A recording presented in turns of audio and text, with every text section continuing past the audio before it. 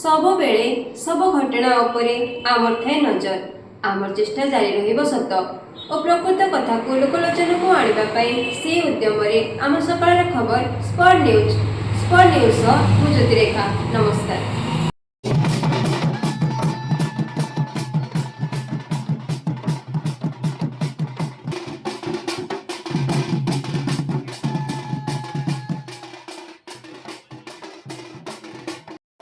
Voter तालिकार स्वच्छता निर्भुलता एवं गणतांत्रिक प्रक्रिया रे सर्वाधिक जनसहभागिता सुनिश्चित करने लक्ष्य एसआईआर 2026 को सफल और त्रुटिहीन भाव कार्यकारी करने बलांगीर जिला प्रशासन पक्षर एक जिला स्तरीय systematic voters education and electoral participation कार्यक्रम जिलापाल कार्यालय परिसर में आयोजित होता।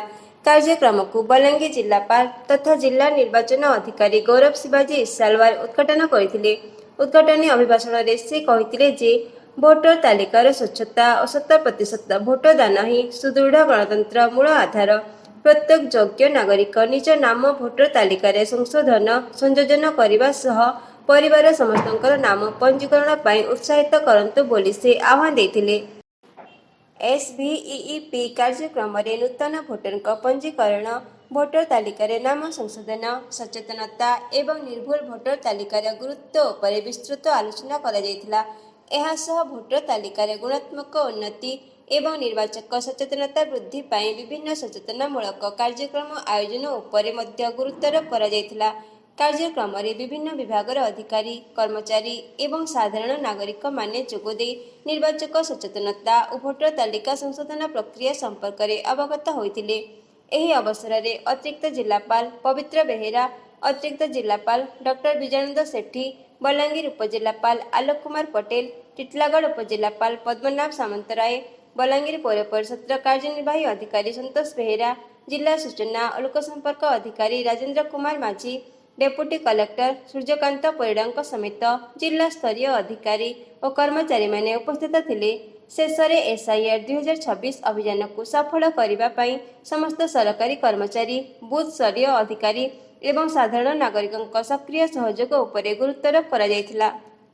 आज आमर पूरा ओडिशा रे जो एसआईआर एक्टिविटीटा चली बाबद आम स्वीप एक्टिविटी गोटे ऑर्गेनाइज करूँ गोटे कंटिन्यूअसली होची। एबे आमर बीएलओ माने हाउस टू हाउस विजिट करूछंती इन्यूमरेशन फॉर्म डिस्ट्रीब्यूशन और तार वेरिफिकेशन भी चली अलोंग विथ आमर जो बूथ लेवल एजेंट्स अच्छे अपॉइंटेड बाय पॉलिटिकल पार्टीज।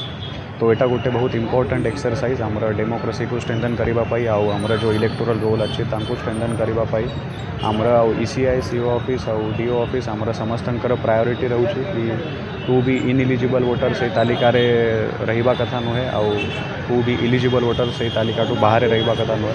तो सबू इलिजिबल वोटर को आम यही एक्टिविटी आमर इनक्लूड करूँ और इनइलिजिबल वोटर जो मैंने अच्छा तार प्रॉपर वेरिफिकेशन और प्रोसीजर फॉलो करके ये डिलीट हम आमर जो 2002 रोल संगे जो मैपिंगटा अच्छी सेटा भी आम जिले में बहुत भल मोर देन 90% मैपिंग ऑलरेडी हो जाए तो सेटा आम सुविधा।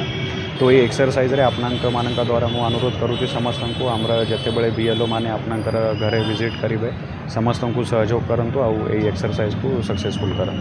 Thank you. बलांगीर सहर में आगामी दिन में पालित होगाकू पवित्र शीतल षष्ठी महोत्सव को सुरुखुरुरे और श्रृंखलित भाव संपन्न करने लक्ष्य आज जिलापाल सम्मिलनी कक्ष एक प्रस्तुति बैठक अनुष्ठित होता।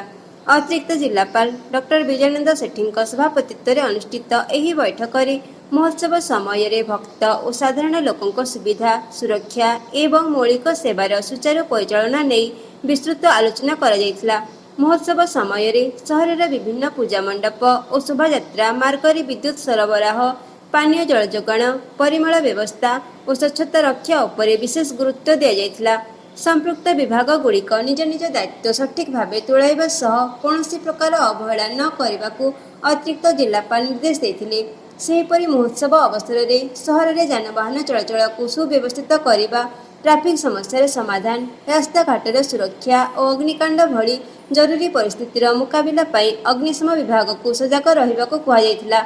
महोत्सव में बहु संख्यार श्रद्धालु और दर्शनार्थी समागम होगाकू थिबारु आईन श्रृंखला बजाय रखिबा एवं भीड़ नियंत्रण पर पर्याप्त पुलिस दल मुतयन करा जिवो बोली अतिरिक्त आरक्षी अधीक्षक गुणनिधि मल्लिक सूचना देथिले। बैठक उपजिलापाल आलोक कुमार पटेल, पौर निर्वाही अधिकारी संतोष बेहेरा, जिला संस्कृति अधिकारी रश्मिरंजन मिश्र, जिला सूचना और लोक संपर्क अधिकारी राजेंद्र कुमार माझी, डेपुटी कलेक्टर हरिओम शंभु नारायण दास, उपखंड सूचना और लोक संपर्क लक्ष्मी सात्यांक समेत विभिन्न विभाग अधिकारी माने उपस्थित रही। सर्वप्रथम ए वर्षर आमर जो शीतल षष्ठी पूजा आमर 17, 18, 19, 20 हेबो समस्त 11टा कमिटीर सदस्य माने उपस्थित थिले एवं आमर मीडिया बंधु ठू आरंभ करी अन्यान्य आमर सरकारी कर्मचारी जमती विद्युत बाबद को आमर जो एक्जिक्यूटिव ऑफिसर थिले पीएचडी तापरे फायर ऑफिसर थिले आमर एक्जिक्यूटिव ऑफिसर थिले आउ लॉ एंड ऑर्डर पे एडिशनल एसपी आमर जो कमिटीर जो देवतर कमिटीर चेयरमैन होचंती आमर सब कलेक्टर बलांगीर से मध्य उपस्थित थिले।